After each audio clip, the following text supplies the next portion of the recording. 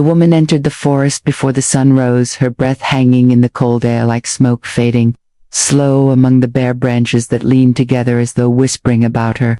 She did not carry a lantern, for she had learned that light frightened what she sought, and she did not want fear, she wanted truth. Her boots sank softly into the damp soil, and the scent of moss rose up rich and deep as memory. Her fingers brushed the rough bark of a tree, as if asking permission to pass, and the forest seemed to allow her entry, though it did not welcome her. Not yet. The path was no path at all, only a thinning of shadows where Dia might have moved before her. She followed, the faint trace by instinct, as if something older than reason pulled her along, something that had known her long before she had known herself. She could hear her heart beat, steady like a drum beneath her ribs, and behind it the low breath of the earth, the shifting sigh of distant wind, the murmur of leaves that spoke without words the language of waiting. She had been here many nights before. She had stood on the edge of the clearing and watched the trees flicker with movement, but nothing had shown itself fully, only glimpses, shapes like smoke that vanished. When she turned her head, she had begun to believe the stories she told herself in the quiet hours, that she was being followed,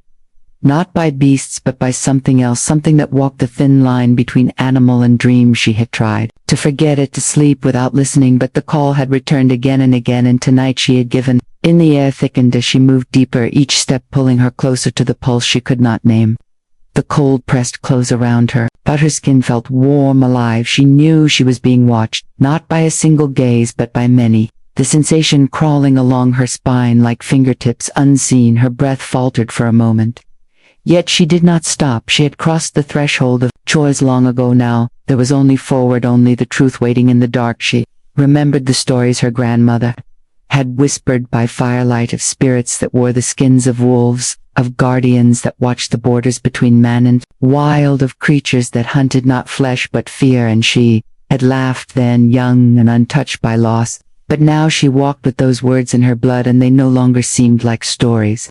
They felt like memory. The first sound came soft, almost tender, the crap of a twig under careful weight. She turned her head slowly, her eyes straining in the pale half-light, and for an instant she saw movement, the curve of a shadow slipping between trunks, the glint of something alive and aware. Her pulse quickened. She knew they were there. She could feel the circle forming, invisible yet absolute around her. Still, she did not run. She let her breath settle. She opened her hands to the air as though surrender were a language the forest could understand. And in that stillness she felt something shift, the sense that she was not an intruder but an answer to a question the woods had been asking for far too long. She felt eyes before she saw them, a pressure in the air like heat before a storm, the kind that hums against the skin without wind or sound. It was not just one gaze but many, circling her, unseen yet certain as gravity. She could almost hear the slow rhythm of their breath, the soft shift of paws against damp earth. Their presence was a current that moved beneath the stillness. It carried her deeper into something she could not name. The trees thickened around her, ancient and unmoved, their trunks slick with dew, their branches woven tight like fingers locked in prayer, and every sound she made seemed to echo louder than it should. The forest, hearing her as clearly as she heard herself. She thought she might turn back, but when she looked behind her, the way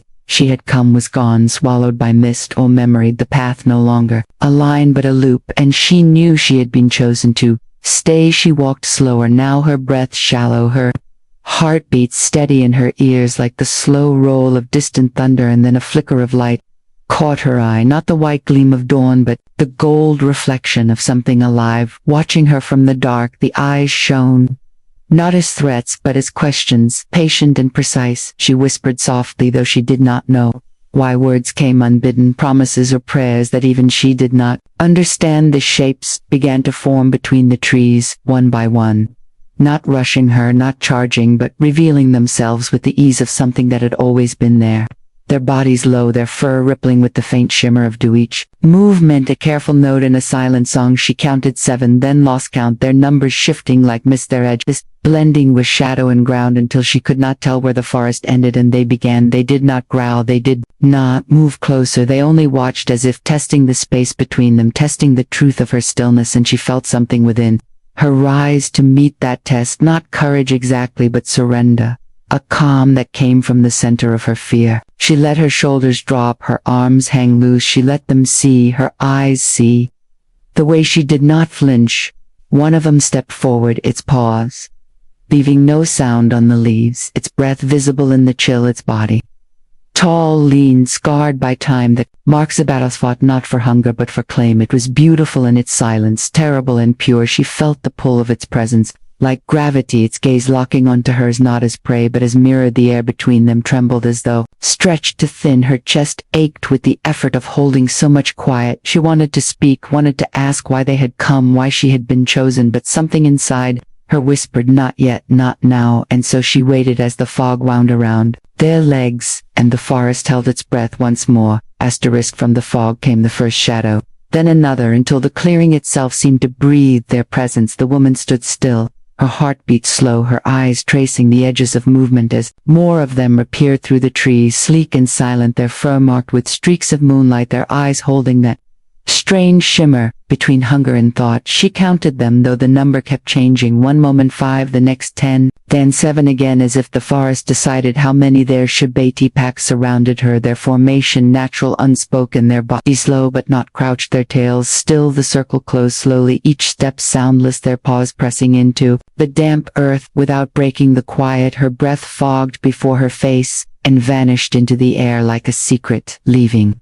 her unguarded. She could smell them, sharp and wild, the scent of earth and rain and blood, not fresh blood but the memory of it all. An ancient, they've watched her with the kind of patience only predators possessed, yet beneath that patience was a knowing, not of her body but of her intent. She could feel it, the way they looked, not at her throat or hands but into her eyes. She felt seen, not hunted, a strange ache blooming in her chest, a recognition that felt both comforting and cruel. She realized then that fear was too small a word for what she felt. This was awe, this was belonging, written in a language older than time. One of them moved closer, its eyes bright gold with streaks of shadow flickering through them, its shoulders rippling like water, its gaze never wavering. It stopped only a few paces away, the space between them filled with breath and silence. She thought it might lunge, but it only tilted its head slightly, a motion so subtle she almost missed it, as though studying her, as though waiting for her to make sense of something. The others followed its lead, forming a tighter circle, their bodies weaving a wall of muscle and light, their breaths rising and falling together, a rhythm that pulled at her heartbeat until it matched. She could feel the pulse of the pack inside her, as though their lives moved through her veins. She felt dizzy, yet grounded, lost, yet more alive than she had ever been. The fog around them began to thicken, rolling low across the ground. Their eyes glowed like stars adrift in a slow-moving sea. She wanted to move toward them, to touch the nearest flank, to feel the heat that shimmered just beyond reach, but she did not. She stayed still, knowing somehow that stillness was the language of trust. She had to speak. The largest of them emerged then from behind the others, its frame broader, its fur darker, its presence vast and calm like a mountain at dusk. The air shifted as it stepped forward. The others halted to make space. It approached her with the kind of grace that only power could hold, and in puppy eye, that moment she understood she was not surrounded, she was chosen. Her pulse became the rhythm of the forest, slow, steady, a sound she could feel more than hear. The alpha stood before her, massive and still, its eyes dark pools catching what little light the dawn offered. The rest of the pack waited behind it, their bodies unmoving, their attention absolute. She knew that any sudden motion would break the thread holding them all together, so she breathed carefully, one slow breath, then another, letting the air move through her like a tide, pulling her closer to the center of the circle. The alpha lowered its head slightly, not in threat, not in submission, but in a gesture that felt like acknowledgement. She felt the weight of its gaze, not on her skin but inside her, as if it could see the truth of her heartbeat. The way it fluttered like the wings of something newly freed. She could see scars across its muzzle, thin, pale reminders of battles long survived. Its fur rippled with every quiet breath, its muscles coiled beneath as though made from the same fabric as the earth itself. The woman did not speak. She knew words would only shatter the fragile balance that had formed between them.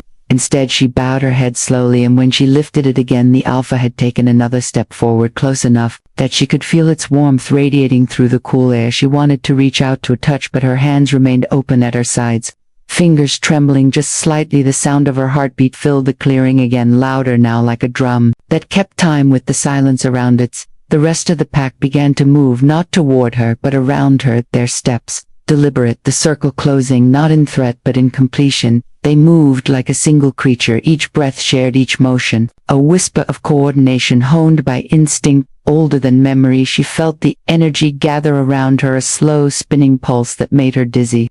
but not afraid. She closed her eyes for a moment, and the scent of them filled her lungs, wild and clean, a mixture of pine and rain and something metallic like the edge of lightning. When she opened her eyes again, the alpha had leaned closer, its nose nearly touching her chest. It inhaled deeply, and she felt it like a current running through her body. She did not know what it searched for, but whatever it was, it seemed to find it, because the beast exhaled and the air softened. The pack eased their stances, their tails lowering slightly, and for the first time she saw something in their faces that looked like understanding. She realized then that she had not been brought here by chance.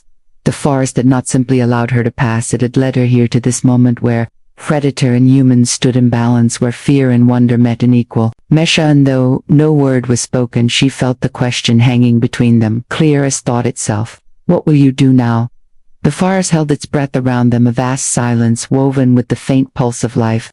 The alpha stood so close that she could see the slow rise and fall of its chest, the glint of moisture on its whiskers, the golden flecks deep within its eyes that shifted like embers beneath smoke. Behind it the pack waited, every muscle tensed yet calm, ready to follow the signal that would decide what she was to them, and true to companion herself. Neither. And both. She could feel the power of their waiting. It pressed against her skin and filled the air until it felt too thick to breathe. Then a sound broke through, soft and uncertain, the smallest rustle of undergrowth, a tremor rather than a step, and all eyes turned toward it. A shadow smaller than the others emerged from the line of trees. Hesitant paws pressing into the damp earth, a cub, its fur still pale, its movements unpracticed. It blinked against the half-light, as though the world was still too large for its gaze. The alpha shifted slightly, a low breath rising in its throat, not anger, not warning, but the kind of sound that spoke of guardian. Woman saw the cub, and something inside her chest loosened. Her fear thinned into something else, something tender. The cub moved forward a few paces, head low, tail stiff with both curiosity and caution. It looked at her not as the others did, not with the deep still knowledge of the wild, but with an innocence untouched by time. It tilted its head, and the motion was so simple, so living, that it made her ache. She knelt slowly, her knees brushing the damp ground, her eyes never leaving its face. The pack stirred, restless, uncertain. The air flickered with the tension of instincts colliding. The alpha made a low sound again, and the circle held, but the cub kept walking, small steps, careful steps, its paws barely making sound, its breath visible in faint white threads. It stopped an arm's length from her, its eyes wide, reflecting the thin light of morning. In them she saw not hunger, but a mirror of her own wondering. She lifted her hand only slightly, her fingers spread open to show she carried nothing. Her pulse thundered so loud she thought the cub might hear it, but she did not withdraw. The cub tilted its head again and made a small sound, almost like a whimper, almost like a question, and though it was wordless, she felt meaning move through her bones, a fragile thread of connection forming in the stillness behind. The cub, the alpha, watched, its gaze unreadable, its body a wall of shadow and strength, but it did not move to stop the young one, and she understood then that this was no mistake. This was the test. The forest, the pack, the world itself was watching to see what she would do with this fragile moment of trust. Her breath trembled. She whispered without sound, "It is all right," and the cub blinked once as though it heard and believed. The cub stood before her, its paws trembling slightly, its breath quick and soft, the sound of it barely more than a flutter against the silence. The woman felt the air thicken with something she could not name, not fear, not danger, something tender and unguarded, like the first warmth after winter. The cub looked up at her, its eyes vast and unblinking, as though they held the reflection of another life, one she had almost forgotten. She lowered her hand just enough to let the space between them speak, and in that narrow distance the forest seemed to bend closer to listen by. The cub, the pack, shifted weight, tails flicking ears, tilting the air filled with the scent of hesitation, the sound of muscles held still. The alpha made a low sound deep in its throat, and the cub froze, but it did not back away. It turned its head slightly toward the leader, then looked back at her as if caught between two worlds, the wild and the human, the ancient and the fragile. Now she could see the tremor in its sides, the rhythm of a small heart racing against a vast silence. She took a slow breath, drawing the forest into her lungs. She let it out without sound, her breath mingling with the cub's, the moments softening like dew under morning light. Her eyes met the alpha's across the clearing. The beast did not move, but its gaze flickered with something she could not read, perhaps recognition, perhaps warning, perhaps Both she wanted to speak, but she knew words were useless in this kind of truth she needed to show, not tell. So she did not move closer. She simply stayed there on her knees, palms open, head bowed, a quiet gesture of surrender that was not weakness but trust. The cub watched her still, its head tilting with each slow heartbeat. Then it took a single step forward, its nose twitching as it drew in her scent. She did not flinch. She let it happen. The cub leaned in closer until its muzzle brushed the fabric of her sleeve, a whisper of warmth, a trembling connection like the flicker of flame finding air. The pack tensed, every muscle coiled, the alpha's gaze sharpened, but still it did not intervene. The forest seemed to pause, every leaf, every breath holding the moment in balance. The woman closed her eyes, and in that brief darkness she felt the pulse of something vast and kind move through her. A quiet understanding that she had crossed an unseen border between fear and belonging. When she opened her eyes, the cub was still there, staring at her with a gaze that felt older than its years. Then a sound rose low and deep, not from the cub, but from the circle around them, a vibration that began as a growl but softened into something else, a rhythm that filled the clearing. It was not threat, it was not hunger, it was a language the woman did not know yet understood all the same. And in that sound, she felt the forests shift from silence to song, the air alive with the quiet question of what comes next. The air held its breath around them, the circle of bodies unmoving, the weight of eyes pressing like gravity. The cub stayed close to her sleeve, its nose brushing the rough fabric once, twice, as if confirming that she was real, that the scent of her was not a trick of wind or dream. She could feel the warmth of its breath on her arm, the pulse of life so near and small and true. It stirred something inside her, something buried deep beneath the years of distance she had carried from herself and the world. The pack began to murmur, low vibrations pulsing through the ground, into her knees, into her ribs, a harmony built from breath and bone. The alpha stood behind the cub, its gaze fixed upon the woman, not angry, not welcoming, only watchful, its stance a monument of balance between danger and acceptance. The forest listened, the air trembling as if the trees themselves waited to see what would happen next. The cub made a small sound, a whine or a whisper, she could not tell, and then it lifted its head, its eyes meeting hers again, and for a heartbeat the world seemed to narrow to that single thread between them. She did not speak, she only breathed, and the cub seemed to mirror her, its chest rising and falling in the same slow rhythm, as though they shared one heart. A breeze moved through the clearing, carrying the scent of earth and fur and rain. The fog rippled across the ground, scattering light into pale ribbons, and for an instant she thought she could see shapes within it.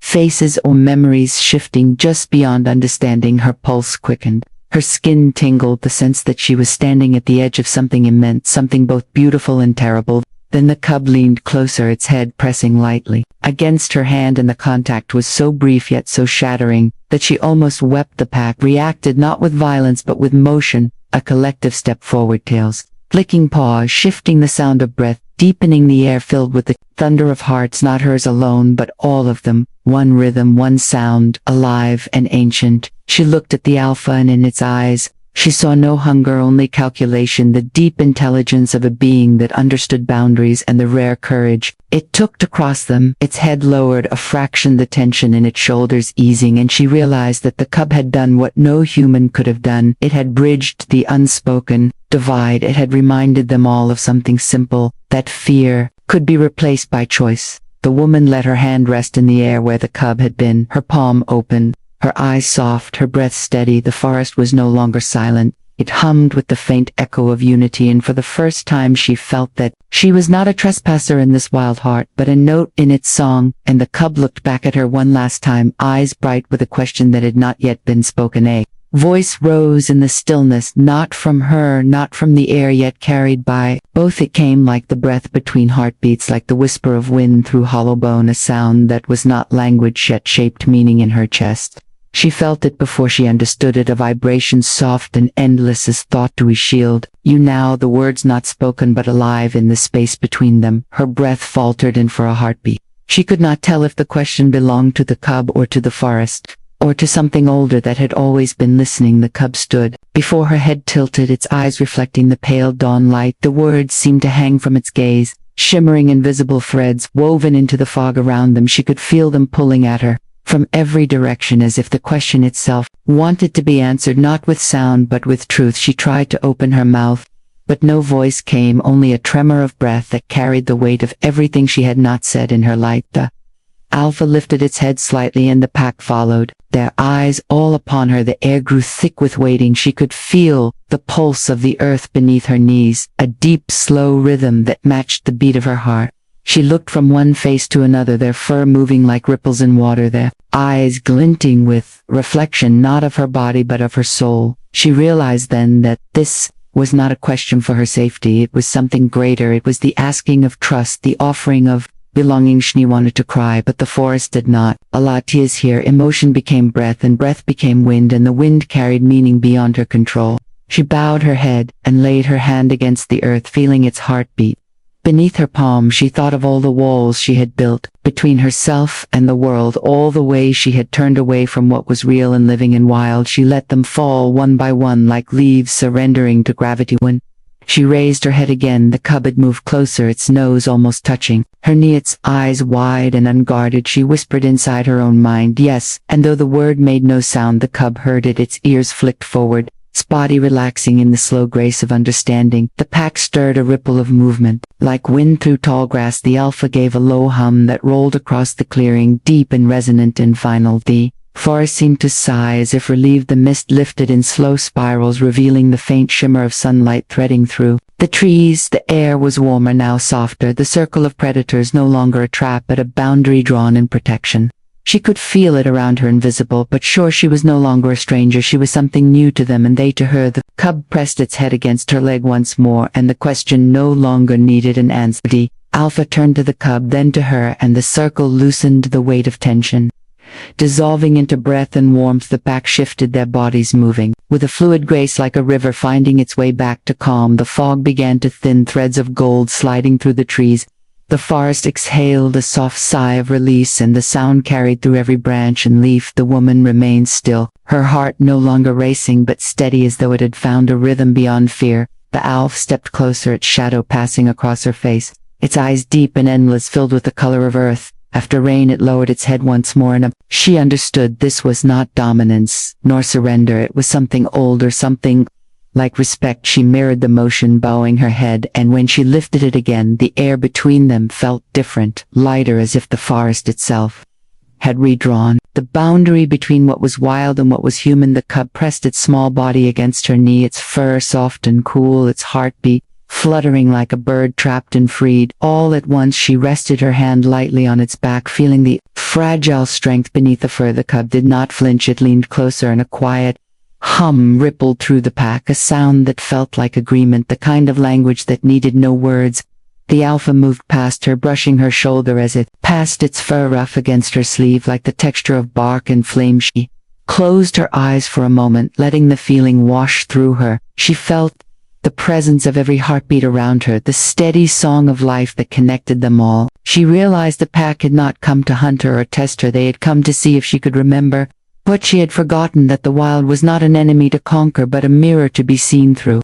And in that understanding, something within her shifted and found its place. The light grew stronger, spilling across the clearing. The pack began to move, their forms blending again with the trees. One by one they vanished into the mist, their eyes the last to fade, small lights in the deep green shadow. The alpha lingered a heartbeat longer, its gaze steady on hers, and in that gaze she felt gratitude, not spoken, not human, but pure. It turned and followed the others, disappearing beyond sight, leaving only the echo of paws on soft earth. Stayed there long after the forest had gone quiet, the sun now high above the canopy, the air warm against her skin. She placed her palm on the ground and felt the faint tremor of distant steps, the living pulse of the world continuing without her. Yet somehow with her she breathed in the scent of moss and rain, and knew she would return, not as a seeker but as one who belonged. The forest no longer watched her, it welcomed her. And in the stillness she whispered thank you, though no sound came. The world heard her all the same.